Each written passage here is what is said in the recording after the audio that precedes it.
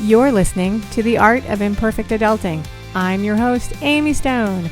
Here, I share stories from real people navigating the adventure that I call adulting.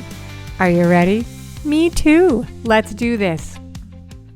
Well, hello, friends. In this episode, I'm going to introduce you to my guest, Lilli Bewley, and we talk about dating. I love this.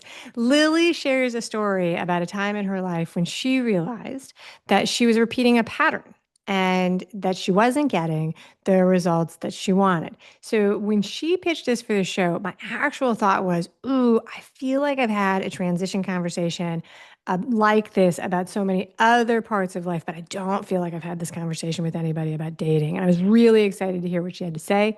I'm going to tell you that Lilli goes deep quick, like right off the bat. Question one, she goes right into inner work and alignment and some very deep topics. And then also in this conversation, because I'm me and this is my show, we do go off on a tangent where I bring up faith and relationship standards and all of those things. And also, I ask Lilli about dating apps. This is a fun conversation. It's a great story. I think you're going to love it. So let's get to it. Welcome to the Art of Imperfect Adulting. Lilli Bewley, are you ready for a fun chat today? Yes, of course, Amy. Thank you so much for having me here. Oh, you are welcome. I start all my conversations with the very same question. What part of the world are you in today? I am in Phoenix, Arizona, where All my right. feet are cold, which poor me. I don't even know what the temperature is outside, but I can tell you my feet are cold, but poor me, yes. Well, so all right, so very good. So we're recording this at the beginning of winter. People are going to hear it sort of in deep winter.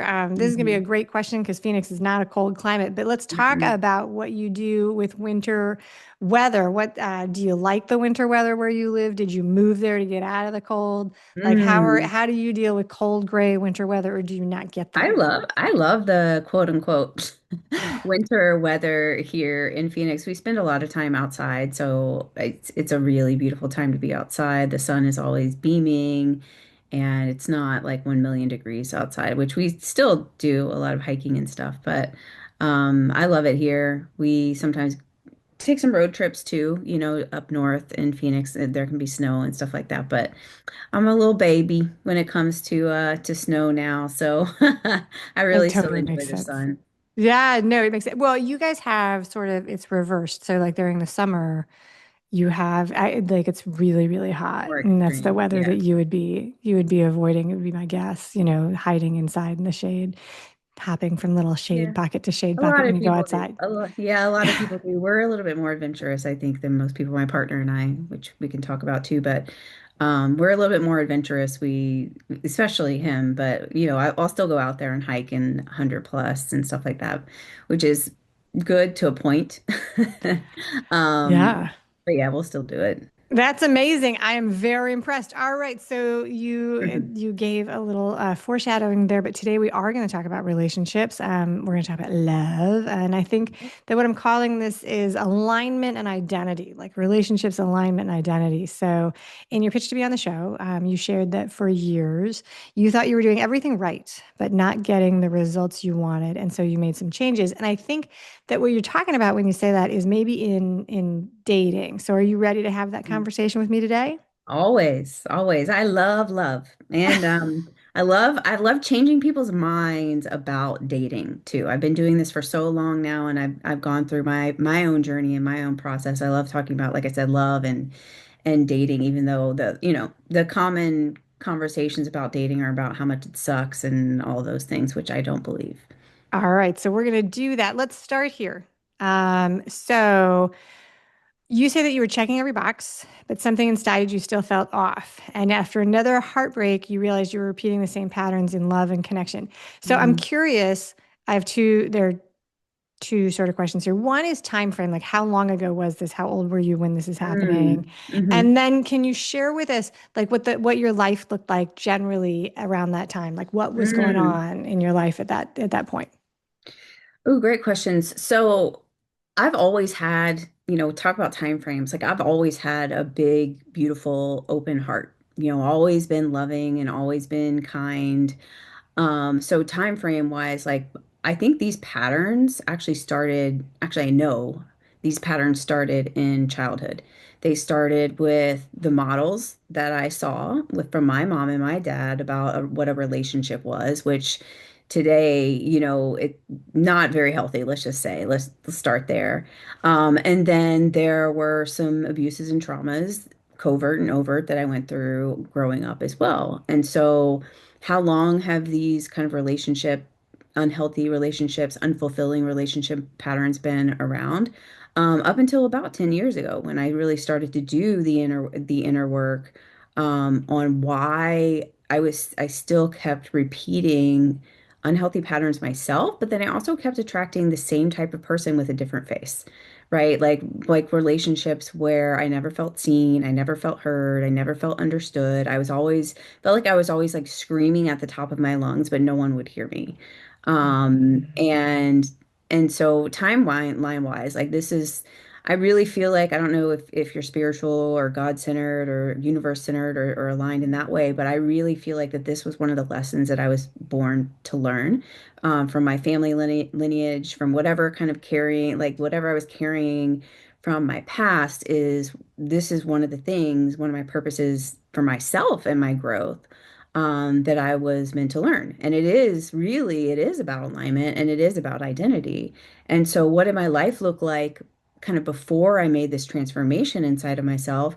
I was, I'm good at things. Like I'm good. I'm a, straight A student. I'm good at making money. I'm good at being that corporate woman. I'm good at, you know, um, kind of doing all of the things that fed this emptiness inside of me, right? Whether that be validation or achievement or, um, again, straight A's or getting the man or, going out and dating and just like, like dating being this whole like just a validation game basically. So the all of this emptiness I felt inside of myself, and I didn't realize that then, but all of these things were really about a root cause wound for me, which was, you are not enough. You are not worthy. You are not perfect as you are. So you need to go out and keep proving that to whoever and whatever comes your way. And I was good at it.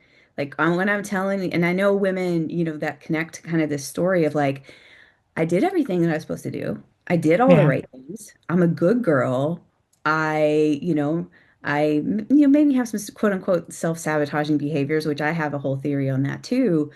But I did all of the things that society and my parents and school and everything that told me to do. And I hit this point, but I was still unhappy, like literally dying inside of myself, mentally, spiritually, emotionally, and all those things. And that's when I really started this whole transformation journey inside of myself and figuring out like, figuring out about my wounds and about my patterns and about the models that I have had seen and, went through this whole process and this whole journey. And that is really what I take, my people through, my women through in my community, today is again, like alignment and identity is like really perfect, I think, for what I do, because one of the things that I pride myself on is the inner work and the transformation that I think it's necessary to happen on the inside of yourself if you're wanting results on the outside of yourself. And it's we get past this point where we've hustled hard enough, we've worked hard enough to get to these places, and it just doesn't work. It just Yeah. does not work the way that everyone said it was going to and the way that I thought it was going to. And so what that brings about is a point and a signpost of transformation. And I kind of help women through kind of the last legs of their healing journey, because it really takes a level of depth, and subconscious and unconscious kind of an intuition and knowing, and to really help women figure out who they are. Like what you're talking about with identity. And even though I do focus on dating and relationships, when people go out, like if you're dating or if you're in a relationship and people just tell you, oh, just go be yourself, and you really don't know who you are, like you're kind of either wearing a mask or like that's a subconscious thing, or you really and truly, maybe you were like me, like I was a chameleon. I could be the funniest person in the room, I could be the sexiest person in the room, I could, do all these things, but it really wasn't me at my core. And so unraveling and unlayering all of that really to get to your quote unquote identity, like who you are at your core, making that enough takes a lot of inner work and inner unraveling and kind of respooling the neural pathways and the nervous system regulation it takes to kind of get there. All right, there was a lot in there. Oh my gosh. So what I learned was this was about 10 years ago is Hmm. when Hmm. this began to, okay. And so you talked about a lot of things. You talked about like the unspoken calendar and checklist that we Hmm. get from, growing up in society and magazines and movies and things like that, like how this is the implied formula for this is how you're happy. You talked about being a high achiever, I think is what we would call you, right? You're a Sure. high Mhm. achieving woman. I have a question. Do you have any siblings? I do. I'm the oldest. I was going to ask you, that was the Yep. next question because Yep. Yep. that is one of the tropes, which is like Yep. the oldest girl in the family goes through these things. It also sounds a little bit like, so you threw out some origin story stuff. And would you say that one of the things you've done is you're breaking a cycle? You're a cycle Oh, breaker. completely. Yeah. Yeah. Yeah. Absolutely. That is the purpose, is a transformational pattern breaker for sure. And so, right. And one of the things about that is implicit in that is that it's a lot harder to break a cycle until you see the pattern. And so part of your story Mhm. sounds like it is becoming aware of the patterns you were seeing. And not everybody does that. Not everybody needs to do that, but it sounds like you definitely needed to do that. So 10 years ago, you were dating is what you were doing. You were single and you were dating. And that's when this happened. Were you working in a job? Were you in school? Like, tell me more about Yeah, what was going corporate. on I in was your in, life. corporate America again, making that money like And doing everyone the told me. stuff. Yeah, and doing the things. I was actually in a relationship at that time, but I wouldn't even call that a relationship. Um, it was definitely again, one of those relationships where I remember even saying to him like, "You're not hearing me, you're not seeing me," and just so, Yeah. kind of being in this situation where, again, supposed to be fulfilled, but completely unfulfilled at the same time. Yeah, so I'm a person, I believe, and this is not my idea, but I share it as something that I do think is true, that I do really think that almost everybody has a deep inner desire to be seen, like feel Mm. like the people around them see them. That's like a safety thing. And also that Mhm. whole thing, be heard and understood as we see ourselves, right? Like, and so I think that can be confusing for a lot of people. But when you said that, you were like, I feel like I'm shouting from the rooftops and I'm not being heard. And my guess would be that you were showing up, but it wasn't landing because of a bunch of things. Like communication is so much more complicated Oh yeah. than we think it is, and we don't do a great job, in my opinion, of training each other to have like sort of relationship conversations. We do a Mhm. really good job of training people how to raise their hand and answer questions and show up and Yeah. check out boxes. But it can be when you get in that conversation about how to tell somebody, "Hey, why don't you hear me the way I want you to?" Yeah. That's something that most people don't have a lot of Yeah. I training mean, in. yeah, I can add some color to that with, probably the type of women that listens to your show, Amy, are very smart and they I think feel so because they listen I to would me. Yes. think so, right? Which means you're smart as well, from my experience. And a lot of women believe that they are good at communicating and that's what they're looking for, Yeah. in a mate or in a relationship, or it doesn't even have to be love. It could be in a job or Yes. family, friends. And it's very nuanced, but communicating is, from what I've learned, communicating is less about what you're feeling and more about what your needs are. And that is the hardest part, especially for us people who have been through some stuff in our life, like trauma, abuse, Yeah. all those things. It is very hard to distinguish, number one, what are my needs and what are someone else's needs? Number two, do I have needs? Because likely if I've been in either in bad relationships in the past, or I've been modeled bad relationships, or if my childhood was dysfunctional and I had, again, covert or overt, abuse or trauma, then it's very hard to distinguish what your needs are. And then the last step with that is actually being able to express them in a way that is completely and totally yours. And that is hard. And people, that's where things really start to change, is because people say, I want to be seen and I want to be heard. Yes, I get that. And there are some core wounds in that conversation about, do I have needs? What are my needs? Do my needs have to do with other people or do they have to do with me? Um, that's the real up level and the Yeah. upskill that I see a lot of smart women teetering on the edge of, again, I'm good at communicating, but why do I get ghosted so much in dating? So I've never done the dating sort of thing, but one of the things that I have in my bag of tricks is that I went actually through mediator training, and I used to help people who are engaged in like these high conflict, complicated families. And when we talk about communication, like you're saying, and like one of the things the mediator does is move the conversation forward, right? And it's Hmm. a third Hmm. party, and you're supposed to be impartial.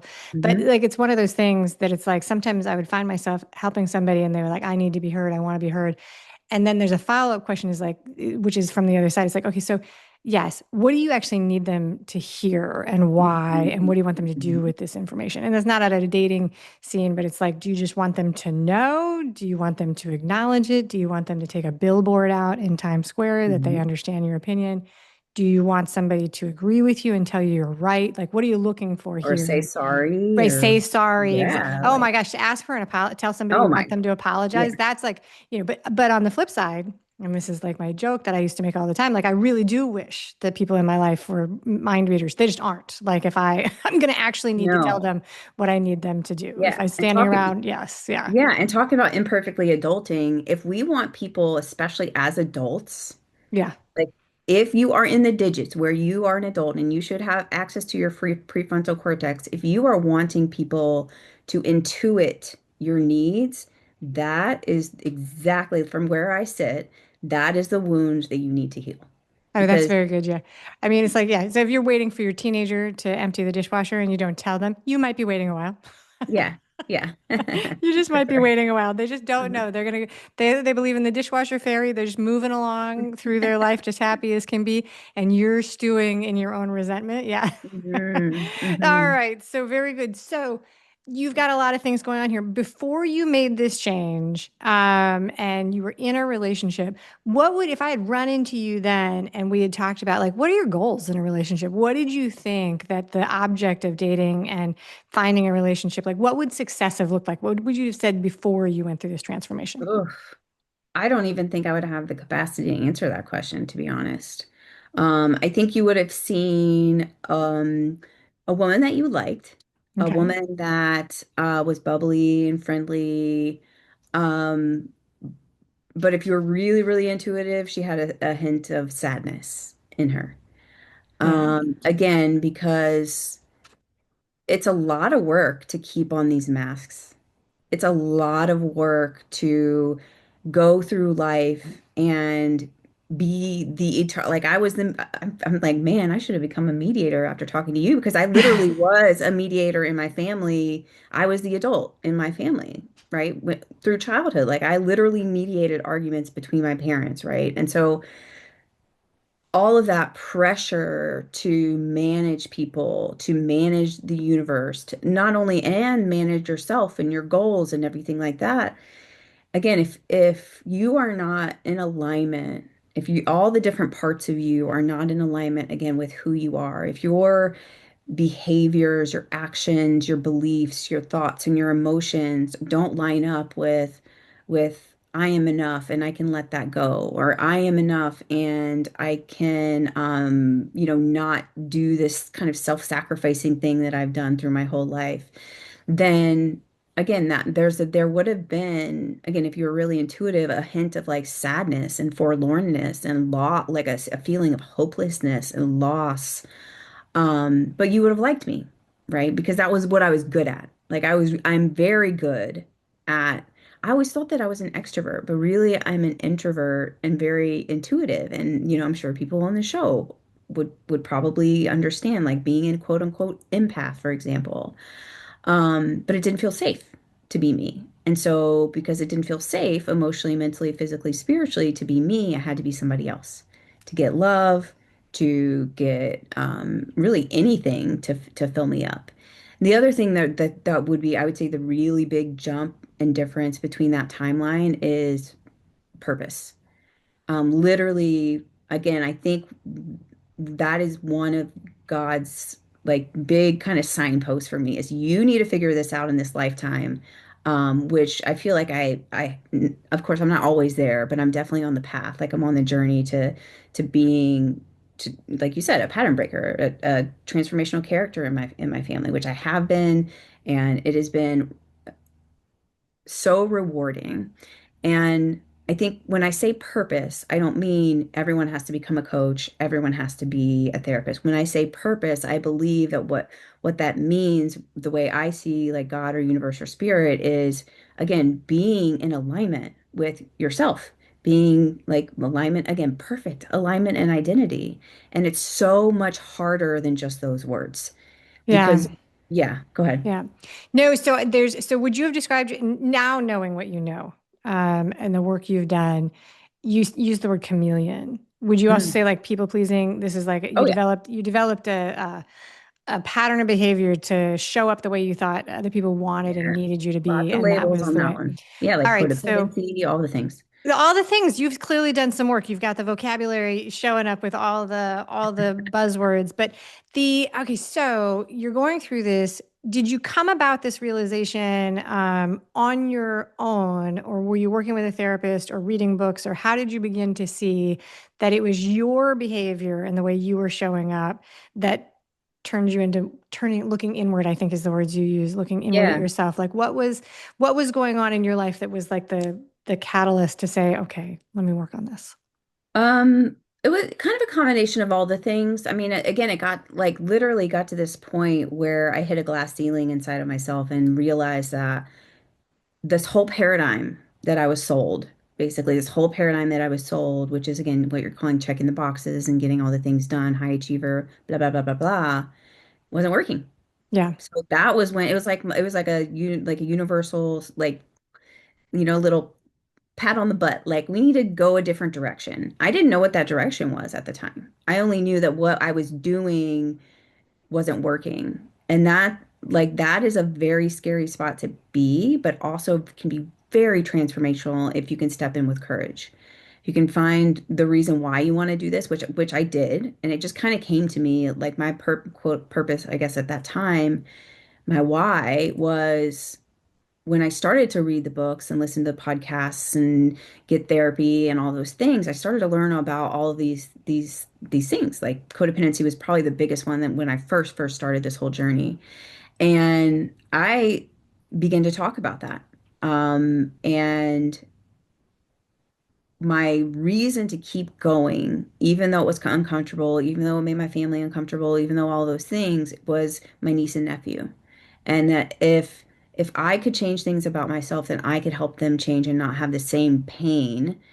When I mean pain, I mean like excruciating emotional pain and emotional heartbreak, physical pain, putting myself in danger in some respects. All of these things. So I when I started to learn these things about myself and it started to make sense, then I kept going. Like I really kept going because it's not like I saw things instantly change, but when I started to put things together, I really like, women in this work, I don't know if you are the same way, but women in this work are like, I can't unsee what I see. Like I can't Yeah. unknow what I know. They call And so that like the that, lifting of the veil sometimes. yeah, for Yeah, the sure. lifting of the veil. Yeah. So what I'm hearing, if I understand correctly, is like you were having these experiences and you were on a journey yourself. So you were reading books, you were listening to podcasts. It sounds like you did some work with a therapist. Yeah. Mhm. And that's how you found your way to do this, as opposed to the other option being, you're sitting under the sitting under the cherry tree in the or in your garden, and you just like, ta-da, this is the path forward. You figure it out by yourself. But you were doing some searching, looking for solutions, and that was part of the thing that took there. All right, so then the next part of that question is, was there anything specific about this heartbreak that happened like 10 years Mm. ago that like caused it to happen at that time? Or was that just a moment that was sort of like the building of all of the things that had happened to then that it just came to a head and you were like, oh, something's got to change? Specifically, like I remember like the first time that I heard God's voice through that specifically, it was on like on my birthday, and my again, I was in a relationship, and but again, never didn't feel seen or heard or all the things. And we got in a fight or something on my birthday, and I was just so distraught, so sad, just again, like didn't understand. Like it's very confusing when your whole paradigm is about to shift. And that's what makes it scary. That's what makes like courage when we bring women into our programs, we specifically ask them, are you willing to step forward with me into a place that you had never been before? Even if the place that you know is causing you pain, right? Because that takes a lot of courage. And so yeah, I mean, like I remember that night, the thing that really kind of like the specific thing is that was the first time that I was thought about suicide and acted on Okay. suicide. And so like literally was holding the gun in my hand, and God was like, there's a better way. And then I set it down, put it back in the drawer, and then step by step. Like I didn't know the way. I didn't know the path. My family does not like I don't know if you know a family like this, but we don't talk about things. We don't talk about anything. We talk it's all secret and silent and everything like that. So I literally did not have a path.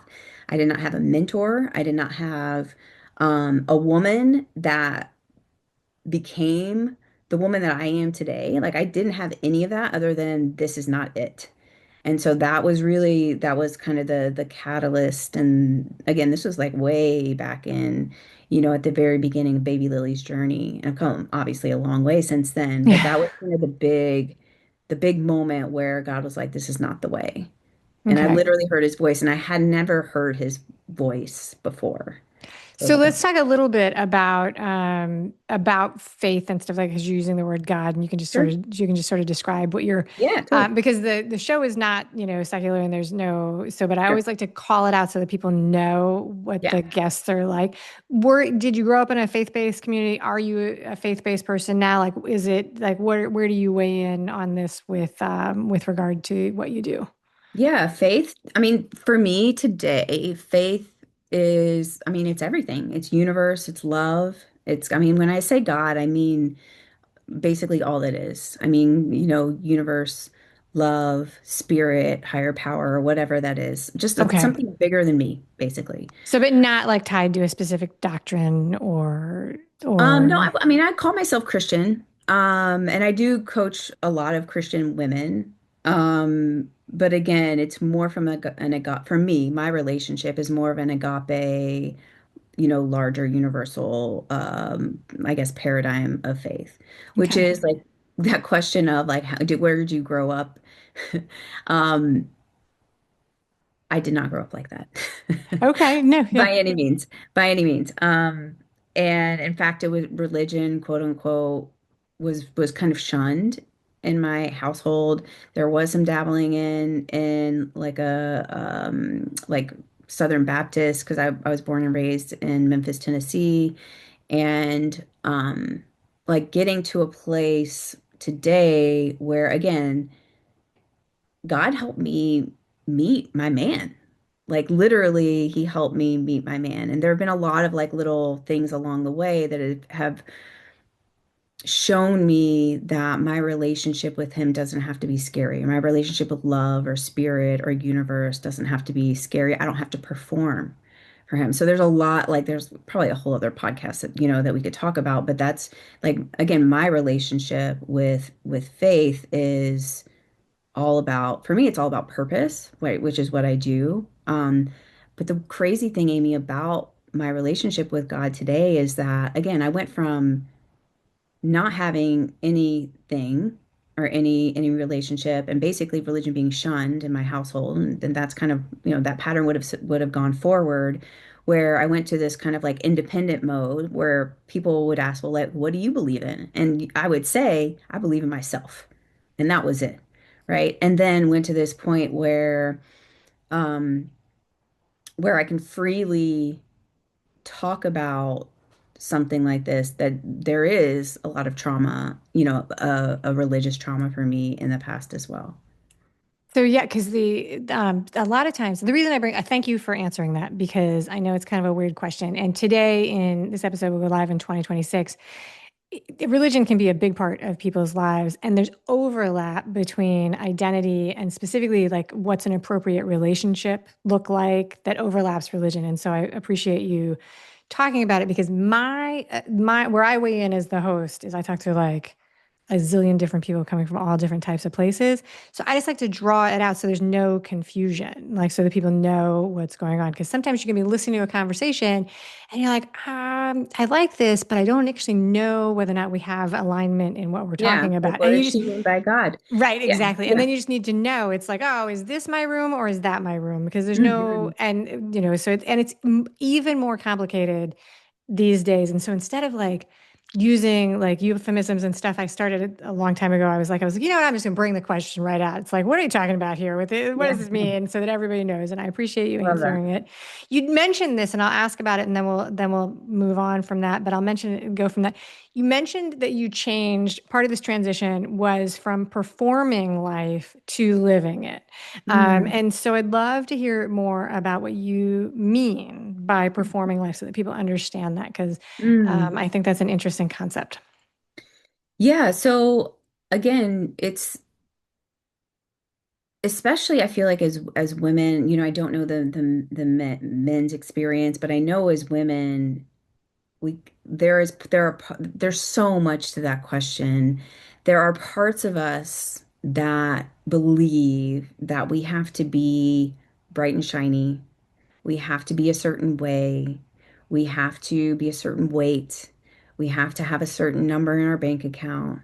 And there is definitely a transactional, whether you know it subconsciously or consciously, or whether it's subconscious, and I'm helping you bringing it to the conscious right now.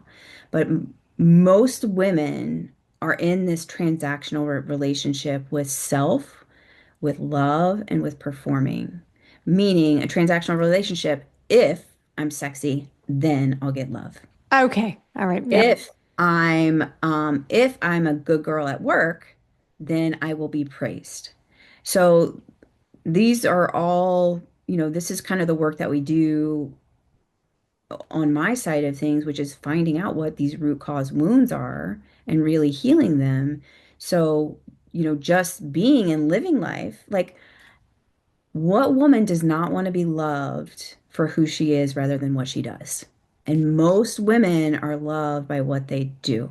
And that is only because the reason that it is your responsibility is because these are conditional things that have happened to you in your life, probably from childhood, probably continuing up through your relationship and relationship patterns, where again, there are healing opportunities there about that. So you can't just be like, well, Lily just said that I should just go and live my life and I'm going to be happy. No, because if you were able to do that, you would have already done it by now. So there are some deeply rooted things happening in your brain, in your body, in your spirit, in your mind, in your soul that are telling you, again, whether you know them or whether you don't, that there's a transactional relationship between performance and worth, performance and love, performance and money, or whatever it is. When in reality, there's a lot of scarcity wounding happening in with women these days, meaning scarcity wounding, meaning if I'm not sexier than this other girl, then she's going to get the man. And that's just scarce, Hmm. right? Or if I don't perform better than this other person at the project manage, the project that I'm doing at work, then I'm going to get fired or blah, blah, blah, blah. I'm not going to get the bonus or whatever it is, right? And there's a lot of unraveling that we have the opportunity to do to actually realize, and not just like saying it, not just like affirming this in the mirror and be like, well, I believe that the world is abundant. That doesn't work for people like us who have been through some stuff where everything in our life confirms that the world is actually scarce.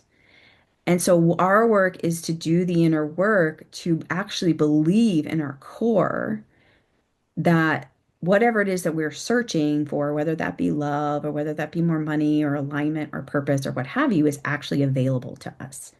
Because having it available to us right now, if you're seeing patterns that you don't like in your life, having that kind of life, like just living life, isn't available to you because for some reason it's scary. And that's Yeah. the work that we have to do. So, Well, and we don't have to. I'd love to think, and I think that I don't know how old you are, but I'm 52. Like, I'd love to think that these things are not going to happen to the younger people who are coming up in their 20s and stuff. But the evidence is that while our benchmarks were different earlier in the day, today with social media, people are comparing themselves with like the Instagram version of the celebrity that they see every day. So it's a Mm-hmm. different sort of spot where it comes, but it's like, Hmm. oh, I'll give you an example, like because all the actresses who play teenagers are actually 18, 19 years old, you've got 15-year-olds who are dressing up to look like that. They think their bodies should Mm-hmm. look like that, but it's not a real objective. It's not possible. Hmm. You still only weigh 75 pounds. You can't look like a 21-year-old woman, what's one of the shows that does it? What's the Bridgerton, right? Those actresses are in their 20s playing like people who are supposed to be 15, 16 years Teenagers, yeah. old, right? Hmm. So it's a disconnect. So if you're comparing yourself to that, of course you're never going to meet up and you're never going to get to that standard. All right. So I love that you went into that. All right. So today, you have mentioned this a couple of times. Today you are a dating coach. I presume, although call me in if this is not correct, that when you had a corporate job, it was maybe not as a dating coach, that was in some Correct. other industry. Okay, so Right. so how did you decide to go from being someone who had a job and was not getting the results you wanted in your own life to putting yourself out in the world as a dating coach? My journey. I mean, my journey is what really fuels me. Um, you know, having things in my life that parts of me never really thought that was possible based on, again, my examples and based off the things that I was going through, based off the patterns that kept repeating and recurring. Um, the journey, and it's the inner healing journey, if we haven't gotten to that part, is yes, I do focus on dating. And the thing that makes me different is, if anyone's dating, in your audience, or if you are, um, if you go to your friends and your family or even therapists or coaches or anything like that, what they will focus on is what everything outside of you. Like change your dating profile. This picture doesn't look so good on your dating profile. Or I always got the advice was like, don't go too deep on the first date, or just go be yourself, or follow your heart, or follow your gut. And again, that doesn't work if you're seeing patterns that are not fulfilling to you. For example, ghosting, not feeling seen and heard in relationships, self-sacrificing, self-abandoning, perfectionism, control, like all of these things are really about you. So what I do again, and this is again mirrors this process that I went through myself to attract the best man that I have ever known in my life, a man that all men before him were unsafe. And he's the safest man that I've ever met. And he's with me. And parts of me sometimes still don't even believe that he's even here. And we've been together for a long time. And becoming this woman, we have this framework, which I'm sure we're going to talk about, which is called the feminine dating archetypes. And there's this phase in the kind of the final phase. It's where you get the gold medal, but for real, because you're yourself. It's called the magnetic woman. And so I became this version of myself that had always been inside of me, called it, we call it the magnetic woman in my communities, that really attracts and is a beacon to all of the good things like love, money, alignment, opportunities, all of those things. And it is about, anything that we're seeing on the outside of ourselves, there's a direct reflection of there's something happening on the inside of you or us. Like, for example, ghosting. Again, ghosting. If you're seeing ghosting in your dating life, there is almost 100% chance that you are ghosting yourself in some way. And we don't know what that is. Oh, Yeah. all right. So, That's an interesting thing. I hadn't thought about it like that. But yes, like it's like what you treat. Well, it's like the tricky thing. Like it's like the way we show up for other people is almost always or not always. That's like a massive oversimplification, but frequently is the way we're hoping that people will show up for us. oh yeah. So like if you cook for people to make them happy, if you invite people over, you're also probably like hoping that people will cook for you and Hmm. invite you Hmm. over. That's So for the sure. ghosting, I'd never heard anybody use it with the ghosting because that's like a very modern sort of situation. Okay, so we're going to talk. You're a dating coach. That's totally it. You have a quiz that people can take. You call it the Feminine Dating Archetype Quiz. I'm going to put the notes for the link for that in the show notes, which people can get. And everybody who subscribes to my email list, they get it zapped to them in their email box. It's always the easiest way. I'm going to jump to the rapid fire questions and let Sure. you do all those things. But I have one more question, which is just for people, again, clarification for the people listening. Like, you are a woman, you're in a relationship with a man, you mostly work with women as a coach. Mhm. Is it the kind of thing where you're only working with people in like boy girl relationships, heteronormative type things, or are you open to all kind of relationships? Yeah, good question. Most of my clients are heteronormative, although I do have clients that are kind of actually on the fence, which is funny Curious, because, yeah. yeah, which Discovery, is yeah. curious because, again, we're talking about core. We're talking about Yeah. root inside of ourselves, which is about identity, right? Like it's about like, who am I? What do I want? And so again, the work isn't so much like until we get really, really our programs are really focused on building the foundation inside of yourself first, and then we do have systems and processes where we do help women go out and date and attract what they want and make dating fun and safe and all those things. But without the foundational work, those patterns are going to continue to repeat. So So I yeah, skipped so one question. I'm going to totally jump in here yeah, and go ahead. throw it in because I love it and I don't want to not ask it.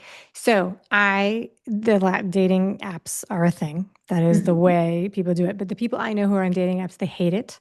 They're Yeah. still on them, I think. I think Hmm. they're still on them. It's like they love them and hate them. So do you think this is put on your fortune teller hat? I'm not going to hold you to this, like just your opinion. But do you think that fast forward like 2 years, 5 years, do you think dating apps are still going to be as popular as they have been for the past 5 years, or are people just going to be like, ah, this doesn't work anymore and do something else? I don't know. That's hard for me to kind of to foreshadow.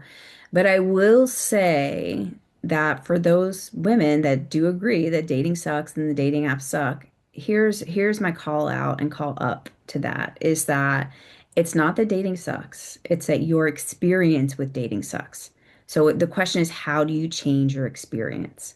And again, people don't understand what that means, but I'm telling you, after doing this myself through my journey and taking clients through the same process, it doesn't have to be as bad as it is because I know, like I went through the whole I call it the delete and download cycle, like getting really excited and then like getting annoyed and frustrated and blah, blah, blah, and all the things, and then shutting it down for a few months and then going back. And like I did that so many times. And also, I felt like I was like project managing the dating apps. I had so many messages. It was so, Yeah, that's so much energy, all those things. It doesn't have to be that way. And so, for someone just to come in and say, well, I don't do dating apps, which I host master classes like every 3 weeks. And that is always a question. Like, I don't do dating apps. And my question is, why? yeah. Well, they're not fun. And okay, why are they not fun? Well, some people ghost me. Okay, that makes sense. Like, sorry to hear that's happening to you. Tell me more about that. And if we get the deeper that we get, we actually see the pattern inside of them that are even inviting those types of people into their lives because these women, and this was me, like, women don't trust themselves to pick the right person. So why would they get on a dating app when there are lots of potentially available people because you don't trust yourself to pick the right person. A lot of women are disconnected from their intuition. So how do they know who is going to be right for them and who is not? And of course, like dating apps are not perfect, but the way that I utilized the dating apps is I use them for practice inside of myself. Mm, Because again, I am a woman, and the women that come to me are ready to break patterns. So, in order to break patterns, there needs to be repetition and consistency over a period of time. And so, okay. literally to rewire your brain, your body, and your nervous system, that is what needs to happen. And so, most of my clients will take on that. They don't have to, and what ends up happening, this has happened time and time again, it's happened with me, is that when he came to me or when God gave us the invitation, I was ready. I would not have been ready had I not used the dating apps for practice. Practice about what?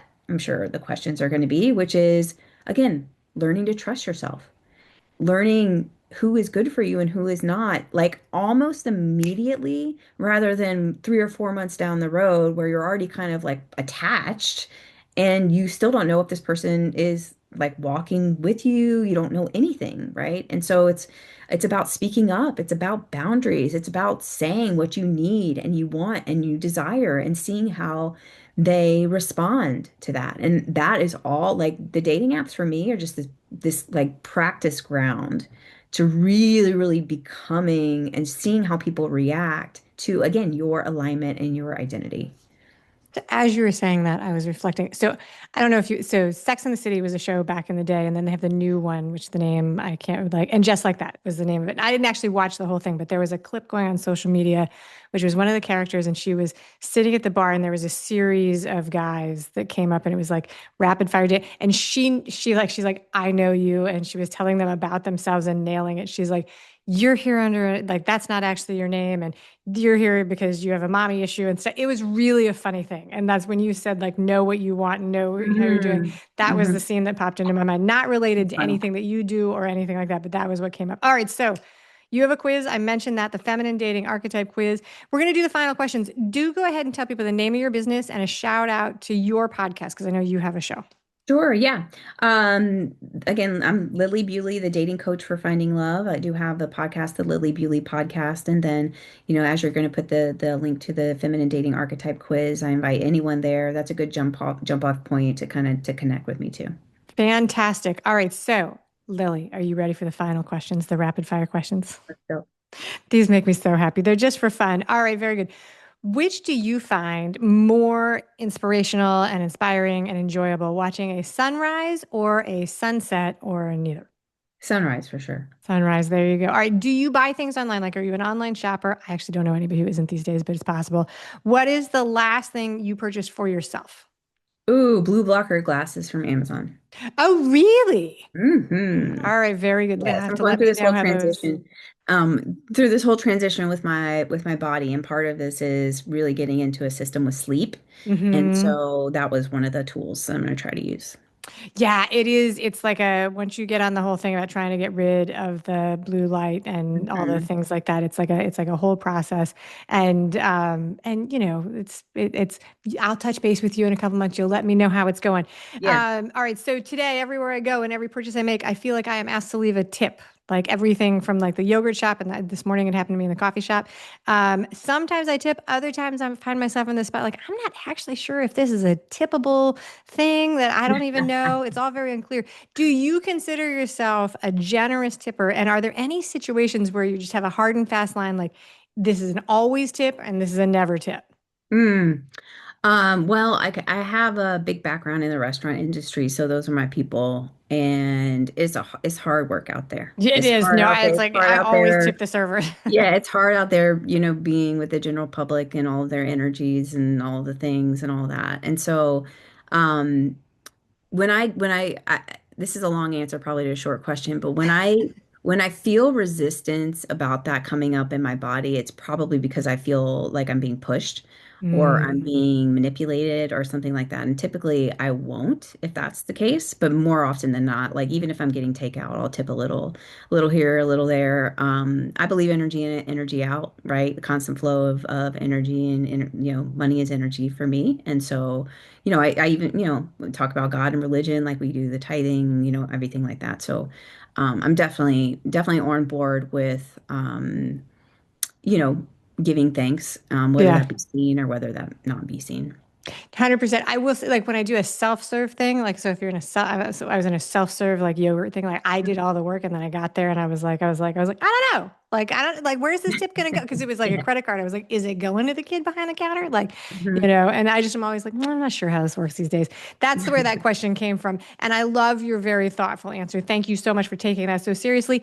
That's it, Lilli Bewley. Thank you for being a wonderful guest today on the show. Thank you, Amy. I appreciate you. Thank you for listening today. I hope that you enjoy the show. And before I go, I want to encourage you to become a bigger part of the conversation. Obviously, subscribe wherever you're listening to the show. Listen to more episodes. That'd be great. Again, please write a review and tell your friends about the show That truly is a great help for getting the show in front of new people. Okay, but more fun for you yourself, head over to imperfectadulting.com and join the email community. You'll get some free stuff right away, and that way you'll begin to get the emails about the podcast. This includes the links for the special offers from the guests, and it's the only way to get that. Also, if you aren't in the mood to listen, I actually include an article directly in those emails. Whee! Now, if you love this and you crave more time with me, Amy, as a coach, a mentor, or just adultier adult, numero uno, check out The Village. If you have a story you want to share with the listeners, I'd love to hear from you. I have an open application. Just let me know you want it. And that's a wrap for today. Until next time, remember, the journey is the destination. Ralph Waldo Emerson said that, not me. Well, until just now, I did just say it. But what I want you to hear today is that if your adulting journey isn't going the way you expected, that may not mean that you're lost. It may just mean that you're on your way. This is Amy Stone, signing off.